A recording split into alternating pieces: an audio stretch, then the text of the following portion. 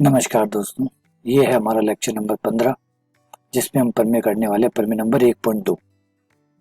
प्रमेय नंबर 1.2 जो है 1.1 तो हम कंप्लीट कर चुके जिसके 5 पार्ट थे। अब याद रहे कि अब जब भी प्रमेय हम करेंगे उसमें हमारे पास कुछ ज़्यादा औजार हो चुके हैं, टूल्स काफ़ी और हो गए। क्यों? क्योंकि पहले तो हमारे पास सिर्फ वलय थी, मतलब वलय को लेके चल रहे थे, मतलब 9 शर्तों को लेके चल रहे थे। फिर जैसे हमने 1.1 प्रमेय को प्रूफ किया तो उसके 5 रिजल्ट आए, वो अब हमारे काम आने लग जाएंगे। तो अब हमारे पास जो टोटल चीजें हैं जिनका हम यूज कर सकते हैं वो है 9 + 5, 14 चीजें अब हमारे पास हो चुकी है जिनका हम इस्तेमाल कर सकते हैं। ठीक है, तो प्रमेय क्या कहती है? ये प्रमेय कह रही है कि यदि आपके पास कोई वलय है, यदि आपके पास कोई वलय है R, तो और वो शून्य भाजक रहित है, तो वो शून्य भाजक रहित है, अगर वो ऐसी है शून्य भाजक रहित है तो उसमें निरसन का नियम भी काम करेगा। यानी जब कभी भी आपकी वलय शून्य भाजक रहित होगी तो उस पर निरसन का नियम भी काम करेगा, क्योंकि बीच में वर्ड लगा हुआ है यदि और केवल यदि। यदि और केवल यदि होगा, दोनों साइड से ये बात सही है, ऐसा होगा तो ऐसा भी होगा और ऐसा होगा तो ऐसा भी होगा। ये कुछ वो एक ऑफर है, जैसे बड़ी दुकान में ऑफर दिया जाता है बाय 1 गेट 1 फ्री। तो बाय 1 मतलब अगर आप इन दोनों में से कोई भी एक बात आप पे लागू होती है तो दूसरी बात ऑटोमेटिकली ही लागू होने लग जाएगी। तो यानी आपकी वलय शून्य भाजक रहित है तो आपके वलय पे निरसन का नियम काम करेगा ही करेगा, और अगर आपके वलय पे निरसन का नियम काम करता है तो आपके वलय शून्य भाजक रहित है ही है। समझ गए? दोनों में से कोई भी एक चीज, यदि और केवल यदि, if and only if, if and only if, जिसका मतलब है बाई डायरेक्शनल। ये रिजल्ट बाई डायरेक्शन है, लेफ्ट सही है तो राइट भी सही है, राइट सही है तो लेफ्ट भी सही है। तो ये हमारा थ्योरम का प्रूफ रहेगा जो हम करेंगे इसमें। पहले के वर्ड को समझ भी लेते हैं, इसको शून्य भाजक रहित क्या है वैसे तो पढ़ा चुका हूँ, लेकिन फिर भी अगर आप लोगों ने नहीं देखा हो तो देखिए शून्य भाजक रहित क्या होता है। शून्य भाजक रहित होता है अगर आपके पास कोई दो अवयव गुणन संक्रिया करके जीरो बनाते हैं। मान लीजिए आपकी जो वलय आर है उसमें आपको ए और बी दो अवयव मिल गए, ऐसे मिल गए जिनकी गुणा करने पर जीरो आ रहा है, तो फिर अगर दो अवयव मिलकर जीरो बनाते हैं तो ऐसा केवल और केवल तभी होगा जब या तो ए जीरो होगा, और अगर ए जीरो ना भी है तो फिर बी जीरो होगा। ए या बी में से कोई ना कोई जीरो तो रहा ही होगा। अगर ए और बी ने संक्रिया करके जीरो बनाया है, अगर ए और बी ने संक्रिया करके जीरो बनाया है तो फिर या तो ए जीरो रहा होगा, ए का जीरो नहीं है तो फिर बी जीरो रहा होगा, या फिर दोनों ही जीरो रहे होंगे, कोई ना कोई तो जीरो जरूर रहा होगा। इसे कहते हैं शून्य भाजक रहित, without zero divisor, without zero divisor, zero के भाजक नहीं है। अगर आपको इस परिभाषा में परेशानी है तो वहां पीछे जाके आप देख सकते हैं जिसमें इन परिभाषाओं को मैंने क्लियरली करके समझाया था आपको। अच्छा, आगे आ जाते हैं। निरसन का नियम क्या होता है? निरसन का नियम कहता है कैंसिलेशन का नियम। सपोज कीजिए आपकी वलय में तीन अवयव ऐसे हैं, आपकी वलय ए बी सी में तीन अवयव ऐसे हैं कि ए बी से संक्रिया करके वही अवयव बनाता है जो ए सी के साथ संक्रिया करके अवयव बनाते हैं। यानी ए की बी से संक्रिया कीजिए, ए की सी के संक्रिया कीजिए, बराबर आ रहा है, बराबर आ रहा है तो फिर आप ए से ए दोनों साइड से आप कैंसिल कर सकते हैं, इसे कैंसिलेशन का नियम कहते हैं। तो बी बराबर हो जाएगा सी, इसे निरसन का नियम कहते हैं। तो ये है निरसन का। तो मेरे ख्याल से आपको ये दोनों बातें समझ में आ गई होगी कि शून्य भाजक रहित जब दो अवयव वलय के कोई दो अवयव मिलके जीरो बनाते हो तो दोनों में से कोई ना कोई जीरो होना चाहिए। और निरसन का नियम कहता है कि अगर कोई तीन अवयव ऐसे हों कि जो संक्रिया करके ए बी बराबर ए सी बनाते हो तो फिर ए से ए कैंसिल किया जा सकता है, मतलब बी बराबर सी आ जाए। समझ में आ गया? चलिए प्रूफ करते हैं। प्रूफ क्या करना होगा? पहले आपको साइड 1 लेके चलनी होगी। आप मान के चलेंगे कि आपके वलय शून्य भाजक रहित है और प्रूफ करेंगे कि निरसन का नियम काम करता है। अगली बार आप नंबर 2 को लेके चलेंगे, मतलब आपकी वलय ऐसी है जिसमें निरसन का नियम काम करता है और आप सिद्ध करेंगे वो शून्य भाजक रहित है। एक चीज लेके चलेंगे, दूसरी चीज को आप प्रूफ करेंगे। इस तरीके से प्रूफ किया जाता है। समझ में आ गया आपको?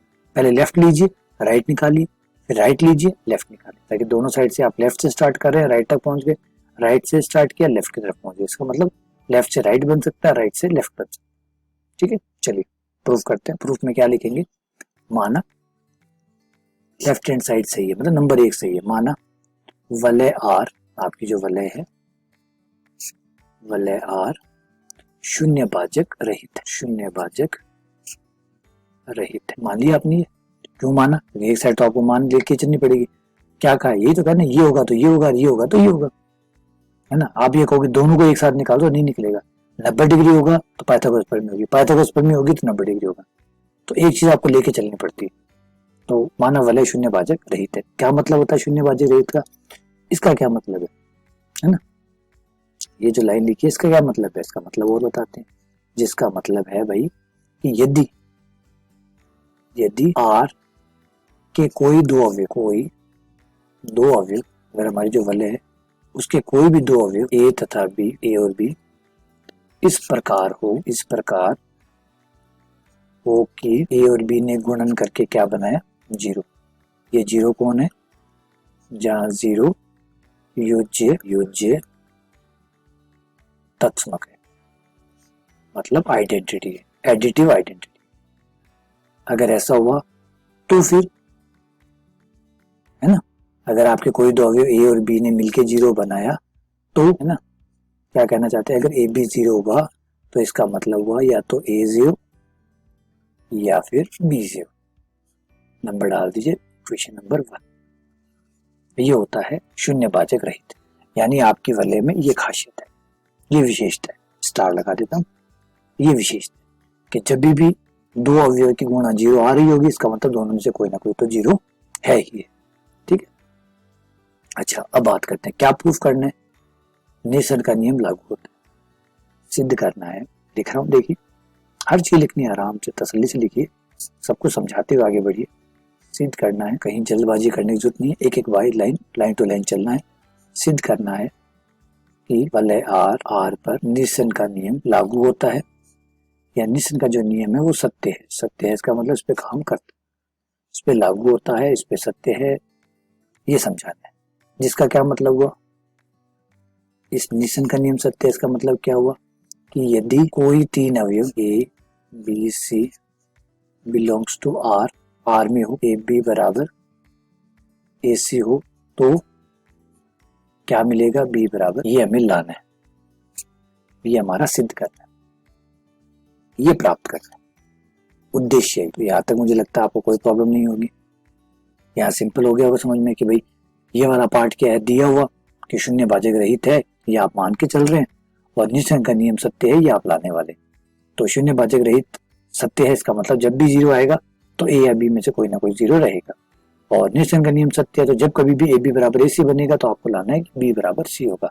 मतलब इस लाइन को मैं कुछ थोड़ा सा और हाईलाइट करता हूँ कि जब कभी भी ऐसा होगा, है ना, जब कभी भी ऐसा होगा, मतलब जब भी वलय के कोई तीन अवयव ए बी बराबर ए सी बनाएंगे, ऐसा होगा तो ऐसा भी होगा। यही हमारा टारगेट है, ये हमें दर्शाना है कि ऐसा होने पर ऐसा होगा। ठीक है। कोई आदमी दावा करता है कि जब भी बारिश होगी मैं छाता लेके निकलूंगा, तो हम इंतजार कर रहे हैं एक दिन बारिश होने तो देखते हैं, वो झूठ बोल रहे हैं ऐसा ही बोल रहे हैं। जिस दिन बारिश होगी उस दिन वो बाहर निकलेगा, हम पकड़ लेंगे उसे कि छाता लेके निकलता है या नहीं निकलता। अगर छाता लेके निकला तो सही है, नहीं निकला तो गलत है। कहानी पकड़ रहे, टच कीजिए पॉइंट्स को। वो दावा कर रहा है जब ऐसा होगा तो मैं ऐसा करूंगा, तो ऐसा होने तो दीजिए, मतलब पहले ऐसा होना चाहिए, ऐसा होगा फिर उसके दावे को चेक करेंगे वो सही कह रहा है गलत कह रहा है। तो हम इस दावे को लेके चलते हैं, इसने जो दावा की है उसे लेके चलते हैं, है ना, ये वाला दावा लेके चलते हैं। ठीक है। माना वलय आर में ऐसा होता है, मतलब जैसे मैंने कहा था बारिश होगी उस दिन का हम इंतजार कर रहे हैं, तो एक दिन बारिश करवा देते हैं। माना वलय आर में बारिश हो, वलय आर में अवयव तीन अवयव जिसमें से एक अवयव ए है जो कि जीरो नहीं ले रहे हैं, एक अवयव बी है, एक अवयव सी है। इस प्रकार है। यहाँ पहले मैं जो मैंने कहा था उस कहानी को जरूर पकड़ लीजिएगा। अब उसने क्या दावा किया, जब बारिश होगी तो मैं ऐसा करूंगा। अब आप अगर बारिश नहीं हो रही, आप इंतजार करो, बाहर निकल रहा है, आपके तो छाता लेके नहीं निकला, देख तो झूठ बोल रहा था। तो उसने क्या कहा था, उसने कहा जब बारिश होगी तब बताना, आप जब बारिश होगी उस दिन मैं ना निकलूं छाता लेके तो आप कहना कि बारिश हो रही तो छाता लेके नहीं निकला। तूने जो गलत दावा किया, उसका जो दावा है वो देखिए ना, कि बारिश तो करवाओ पहले, फिर देखो मैं छाता लेके निकलता हूँ या नहीं निकलता हूँ। तो यहाँ हम बारिश करवा रहे। माना हमारी वलय आर में बारिश हो रही है। बारिश कैसे? मान लिया हमारे वलय में तीन अवयव ऐसे हैं जो ए बी बराबर ए सी ला रहे हैं, मान लिया। अब हमें प्रूफ करना है, अब बनता है, अब बारिश करवा दी, अब लाना है कि बी बराबर सी होना चाहिए। समझ गए बात? चलिए लाते, गौर कीजिएगा। दोनों तरफ माइनस ए सी से संक्रिया करवाने पर आप कहोगे भाई ये क्या करवा दिया, ऐसा कैसे हो सकता है? देखिए कैसे हो सकता है, कैसे आपने माइनस ए सी संक्रिया करवा दी दोनों तरफ।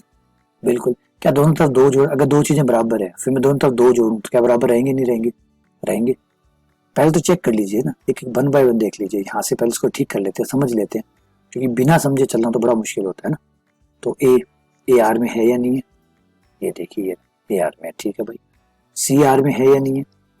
आर में, बिल्कुल सही है। जब ए और सी दोनों आर में है तो ए सी जो बनेगा वो आर में बनेगा नहीं बनेगा? बनेगा। कौन से रूल से? रूल नंबर भाई R21 कहता है वलय का कि गुणन समवत होता है, इसलिए ए सी आर में आएगा। अब अगर ए सी आर में है तो माइनस ए सी आर में होगा नहीं होगा? हर अवयव का योज्य प्रतिलोम आर में होता है, ये कौन दावा करता है? R14 दावा करता है।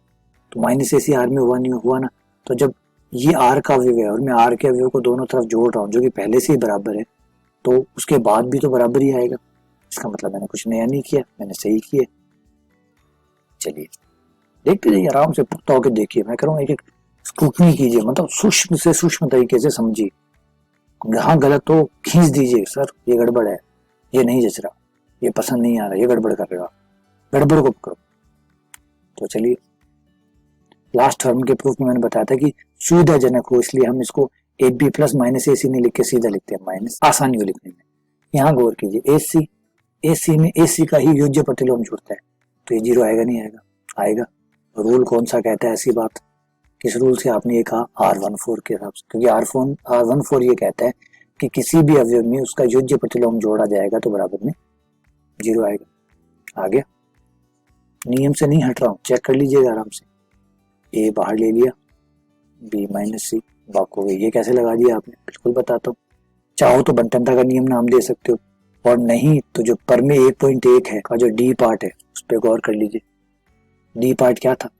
परमे 1.1 का डी पार्ट यही तो था, ए ब्रैकेट बी माइनस सी बराबर होता है ए बी माइनस ए सी। तो ए बी माइनस ए सी हो तो आप ए बी माइनस सी भी लिख सकते, वही लिखा है। मैंने पहले स्टार्ट होने से पहले मैंने बता दिया था, हमारे पास टूल्स बढ़ गए। हमारे पास ये वाले वाले नहीं है, क्योंकि हमने परमे 1.1 को प्रूफ कर लिए, तो 5 रिजल्ट अब उसके भी है जिन्हें हम काम में ले सकते हैं जब चाहे। ले लिया। अब आ गया ये ए, हम गौर कीजिए, गौर क्या करना है वो ये है कि ये ए वलय का अवयव है, बी माइनस सी वलय का अवयव है, वलय के दो अवयव गुणा हो रहे हैं, बराबर में जीरो आ रहे हैं।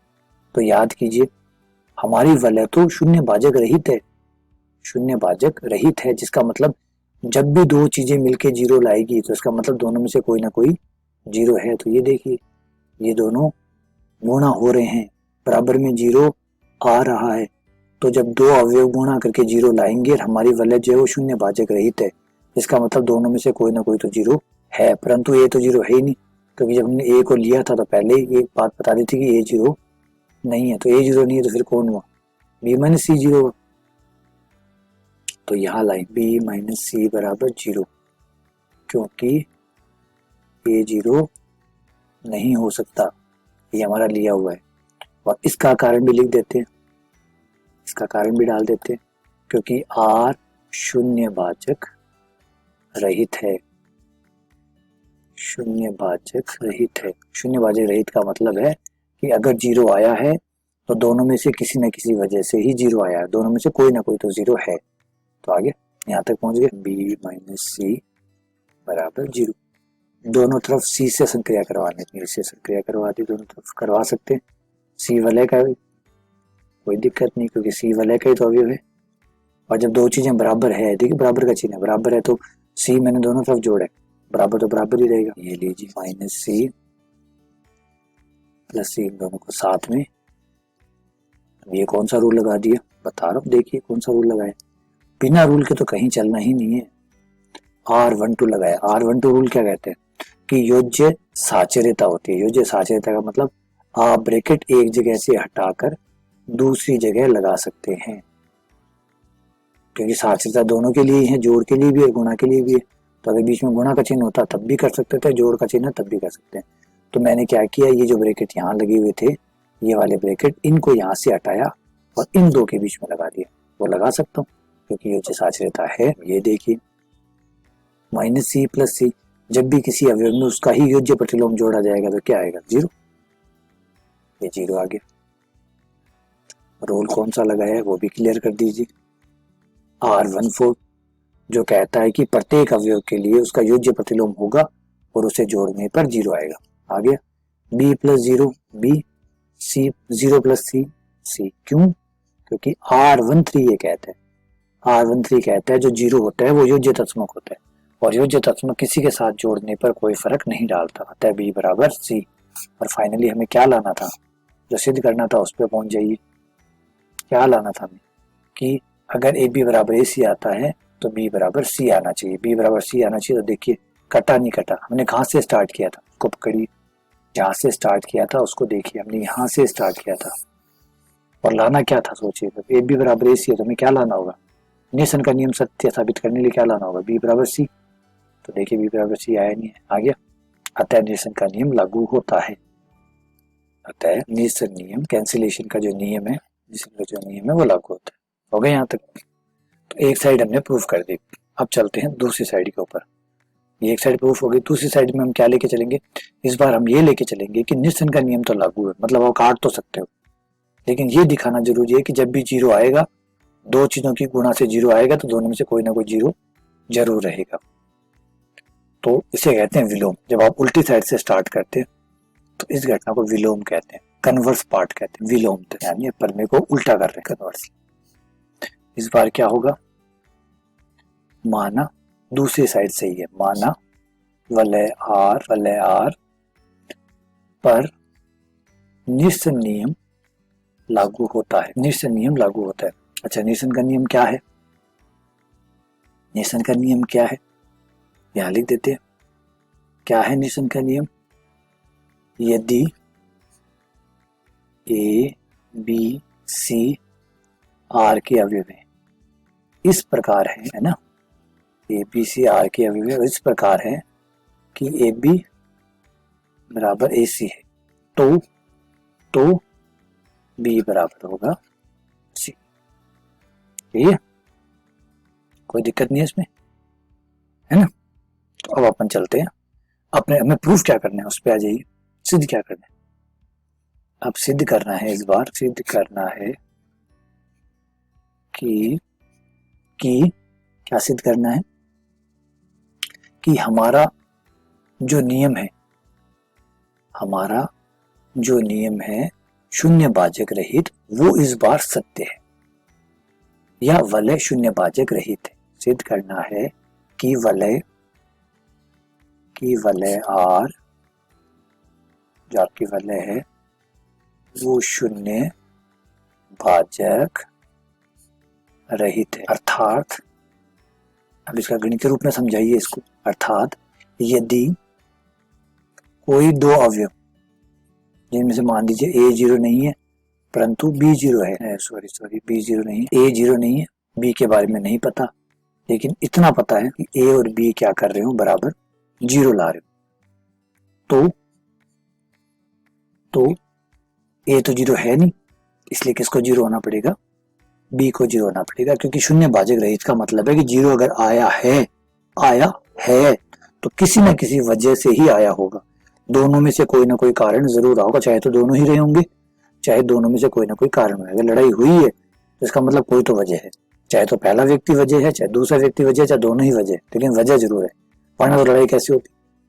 सेम वही बात है, अगर ए और बी ने संक्रिया करके 0 बनाया है तो कोई तो 0 है, और अगर हम कह रहे हैं कि ए नहीं है, अगर हम ए को टालवा कर रहे हैं, अलग ला रहे हैं, तो ये कोई बात नहीं, ए नहीं है तो फिर बी की बारी, बी को होना पड़ेगा। ना हो ऐसा नहीं हो सकता, क्योंकि शून्य भाजक रहित है, शून्य भाजक रहित होगी तो ये होना पड़ेगा। तो चलिए अब लाके दिखाते हैं, इस बात को प्रूफ करते हैं। प्रूफ क्या करना है कि जब ऐसा होगा तो ऐसा भी होगा, ऐसा होने पर ऐसा होगा, बारिश होगी तो ये छाता लेके निकलेगा।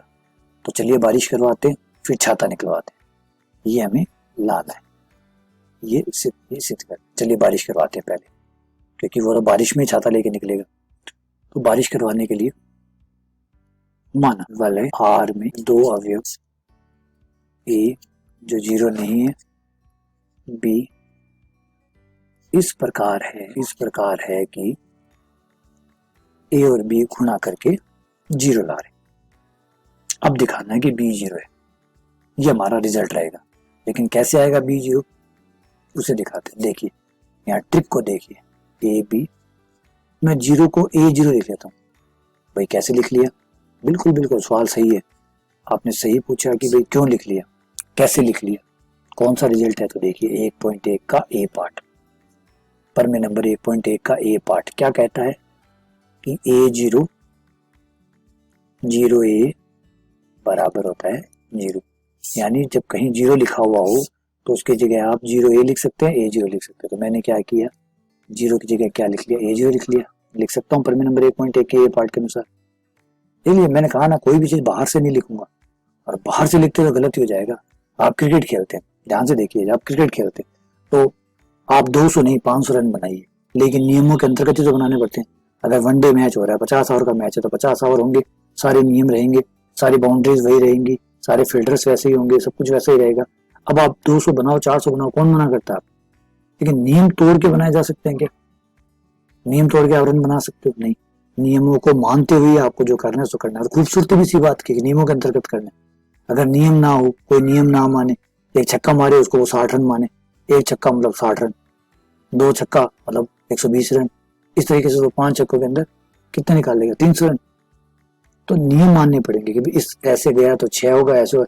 या फिर मान लो कोई कहे मैं तो आउट ही नहीं मानूंगा, हाथ से बॉल को बाउंड्री पे फेंक दे, बाहर बॉल आए हाथ से पकड़े बाउंड्री फेंक दे, इस तरीके से वो रन बनाए तो नहीं चलेंगे। क्योंकि कितनी बनाओ छूट है, देखो पूरी स्वतंत्रता है आपको, लेकिन स्वतंत्रता नियमों के अंतर्गत है।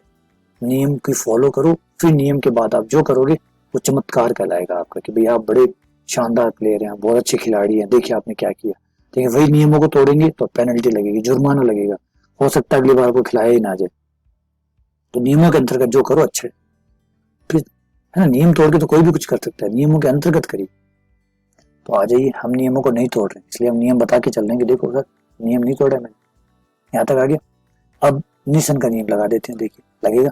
निशन का नियम क्या कहता है, जब ए बी ए सी की जगह जीरो आ गया, वो तो कोई भी आए, निशन का नियम लागू हुआ नहीं हुआ। ये देखिए दोनों साइड ए सेम है, तो आप क्या कर सकते हैं, ए से ए कट कर सकते, कट कर दिया तो आपके पास क्या आ गया, बी बराबर जीरो।